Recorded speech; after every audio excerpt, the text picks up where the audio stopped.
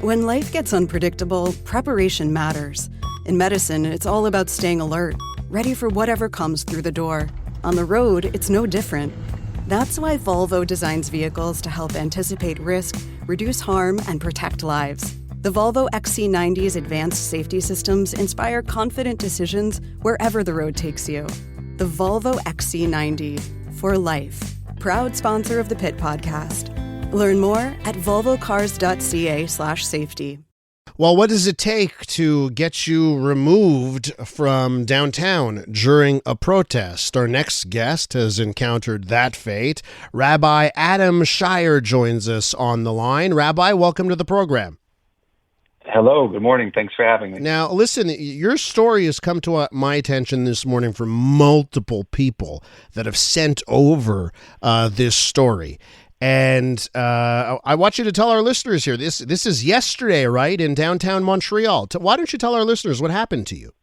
Yeah, this happened yesterday afternoon, and the day began kind of a normal Sunday for our family. We went downtown. My wife and three of our daughters joined us, and we went shopping because we have a daughter whose birthday is coming up, and we wanted to take advantage of a sale at Aritzia. So she wanted a particular item, and we went in and bought that, and then we went to Second Cup, and I just heard in your news bulletin that you had reported, and that was the reason why we went to Second Cup, is because they took this wonderful principled stance against an anti-Semitic franchisee, and we wanted to support them and get some drinks, and as we were standing in Second Cup, we heard the noise of the anti-Israel protests coming up the street. You could see the police lights kind of protecting and trying to keep the peace, and so we went outside to hear what they were saying, and we unfortunately personally have experienced a lot of good amount of anti-Semitic hatred over the past year and even over the past weeks with the protests outside of our synagogue, which is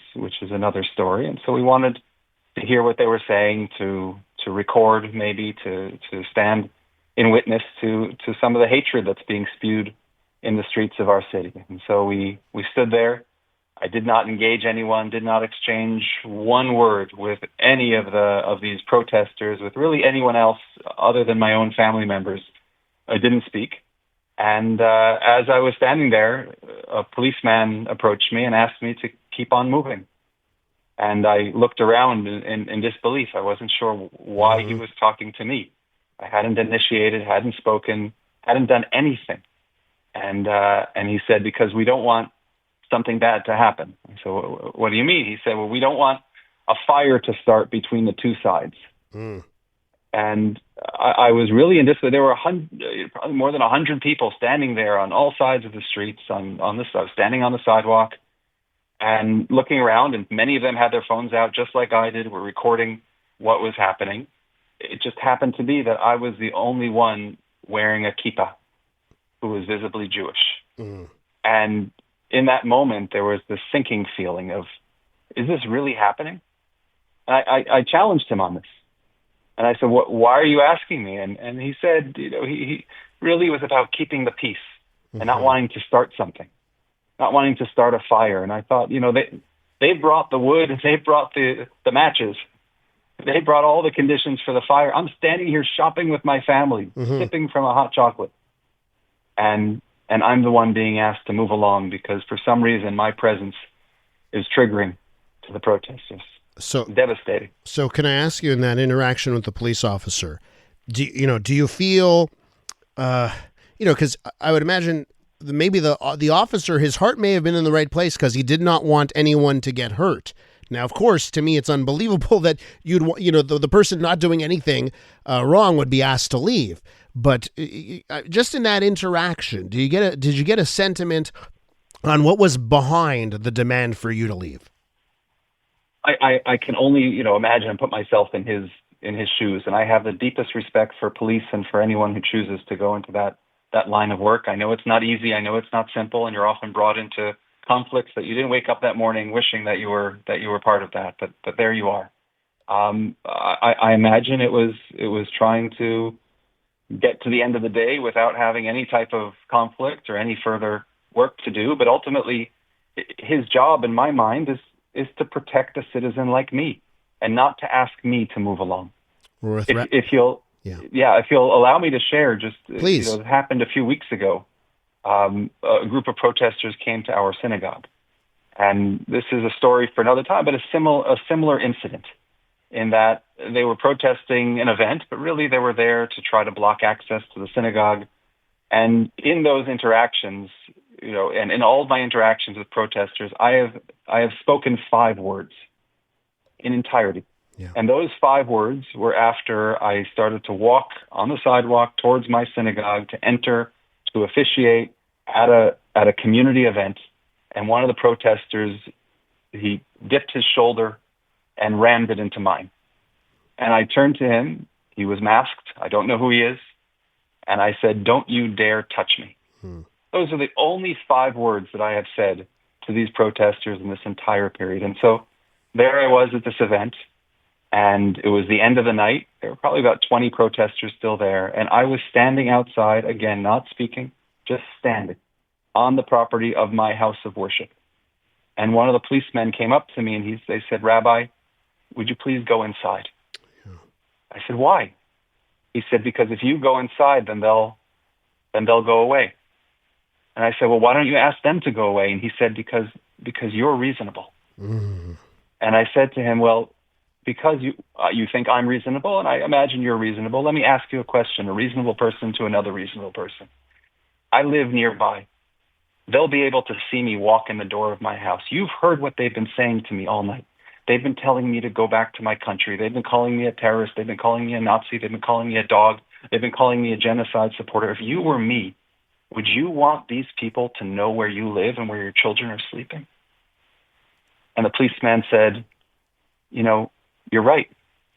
You have a point there. Do you have a back door to your house?" Jeez.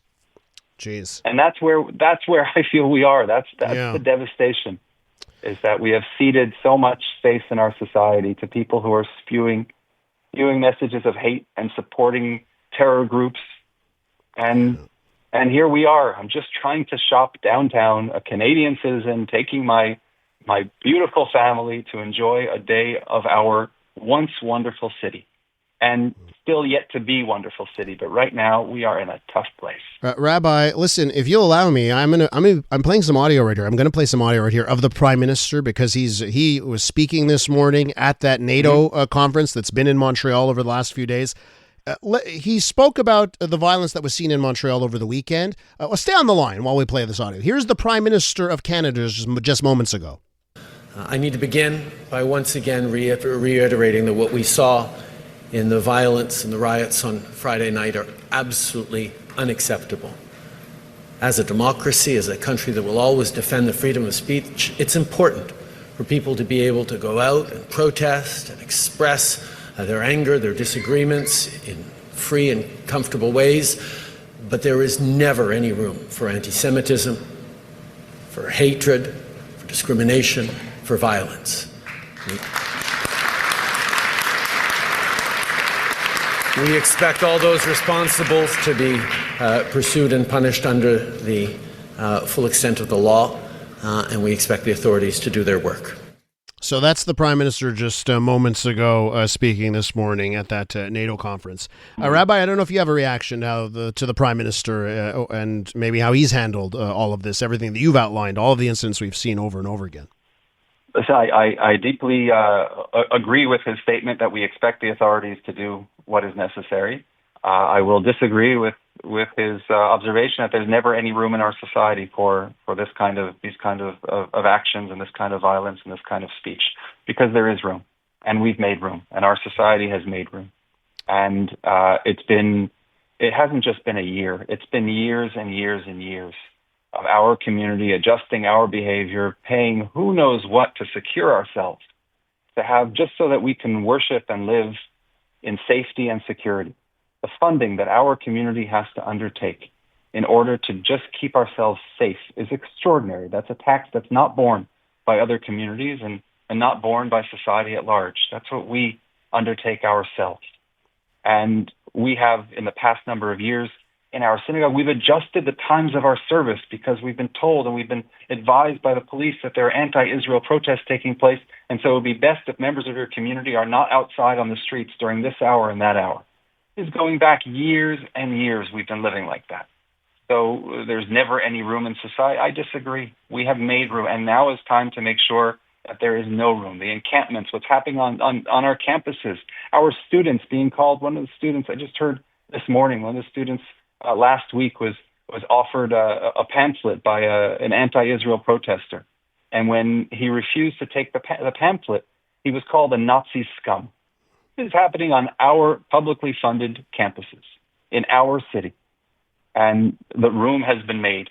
And now is time to make sure on all levels of government that we're not only calling out anti-Semitism, that's important, and it must continue, but also making a commitment that these masked thugs taking over the streets of our cities, they can't have the license to do that week after week, day after day. Rabbi? Our children and we are living in fear, and it has to stop. Rabbi, thank you so much for joining us this morning, telling us what happened to you and for your thoughts. I do appreciate your time.